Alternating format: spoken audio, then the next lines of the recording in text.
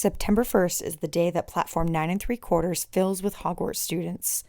In order to celebrate, we're going to take these Dollar Tree items and build 4 Harry Potter back to school crafts. Let's get started.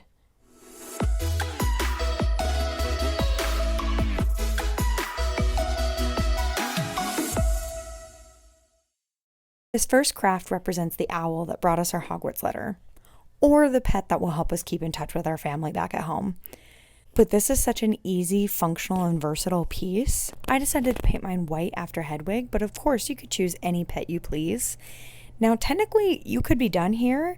You could even paint it gold if you wanted a more Pottery Barn look, but I wanted to add some depth and dimension, so I'm adding some black paint spots that all Arctic owls have.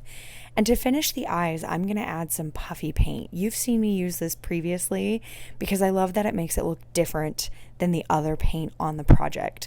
I will link those other projects that I've used the paint in down below. Once it dries, it is ready to hold any of those pesky desk items that you constantly need but always seem to lose.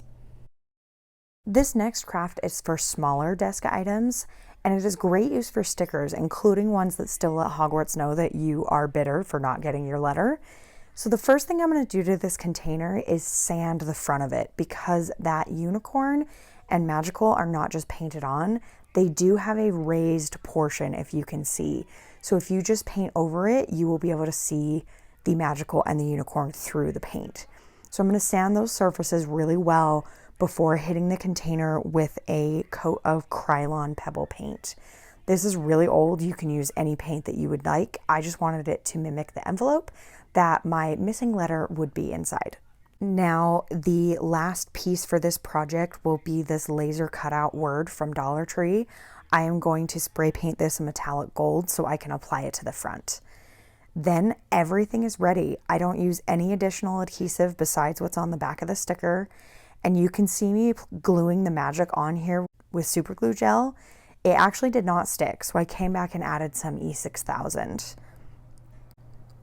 And once that dries, this is the perfect container for things like paper clips or post-it notes, thimbles. I'm actually going to be using this in my own craft room to hold those small containers of super glue and other adhesive tubes that I had just mentioned. And I'm so excited to have such a customized Harry Potter piece that is so functional for my space. This next craft is the item that's going to take us to school. It is the most involved, but it is also the one that I am most proud of. You are going to need 2 pencil holders, one of the square versions and one of the round versions, as well as 2 of the larger Dollar Tree crates and 2 of the smaller 5-count wooden rings. Next, we are going to take those crates and we will spray paint them this Rust-Oleum red. We will take the rings and spray paint those a hammered black. You do not need to use spray paint, but that is what I prefer since it is so quick. And if you would like 10 tips on how to get the best results out of your project, I will link that spray painting video down below. And you will notice that I did not paint every single side, and that is because I am designing my item to be attached to a board and not freestanding, so I didn't want to waste the spray paint. But now it's time to add our details. If you haven't picked up on it, we are making an organizational Hogwarts Express. So first we're going to decorate the front. The front engine has several stripes of different colors, so I'm just taking some washi tape. I picked up this washi tape from Dollar Tree knowing that I would be using it for marking. And the first line I'm going to paint is a black one right at the front of the engine. You will also see me use this washi tape to mark off gold lines both on the square portion as well as a gold line on this round portion. Now I'm going to be applying a gold metallic paint. I actually got this one at Tuesday Morning, so it's not a brand I see very often, but it layers beautifully. So don't be afraid to go over the area twice. I also just love the high-end look that this gives for your details rather than just a yellow paint. And I'm going to take these through the lines as well as add my own details on the front of the engine. Now I couldn't paint a straight round line on this to save my life, so here you see me using the washi tape again to mark my boundaries. If you're wondering why I chose which details, it's simply because I looked at a reference photo of the Hogwarts Express. So photos are very helpful when inspiring your crafting. Now that the paint is drying, we're going to prepare the back board. This is just one of those long holiday boards. You can use any one from Dollar Tree. And the paper was actually already peeling up, so I'm going to take off as much as I can. But I'm not going to worry about what I can't get off because I'm going to be covering it with one of these peel and stick wallpaper brick prints. You're going to need at least 2 of these because in order to layer it as seamlessly as possible, you're going to need to put one right next to the other rather than using half and half of each sheet. Then you will simply trace the shape of your board on the back of each wallpaper piece, cut that piece out and peel it ever so satisfyingly before applying it onto the front of your board. I did not add any other adhesive. I will be sure to let you know if I regret that decision later over on our Instagram. And here I'm showing you an example of how the bottom part that you just cut off does not fit the next portion. Not only is it shorter than what you need, but the print does not match up with the brick. So in order to get the most professional or clean finish, you're going to need 2 of these removable wallpaper pieces. Now our board is ready and the paint is dried, and it's time for the sweet satisfaction of seeing those clean paint lines and adding our finishing details like the number on the side of the Hogwarts Express. However, you will see later in the video that there was one detail I forgot, and that was to account for the wheels. So make sure that you are providing enough space for them if you do this craft yourself. Now, as I was putting this on the board, seeing where I wanted to place them, I noticed that the front engine, the square rectangle pencil holder and the circle pencil holder, are not as deep as the 2 crates. So to help make that even, I'm going to add Jenga blocks to the back of both of them. You will also notice that I put the Jenga blocks on a painted side because I wasn't paying attention. So you may just want to paint all 4 of your sides and make your life easy.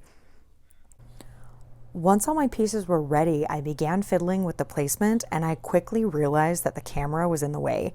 It was too hard for me to get a face-down view, and I knew this was going to be one of those projects that I would look at for a long time. My OCD won out.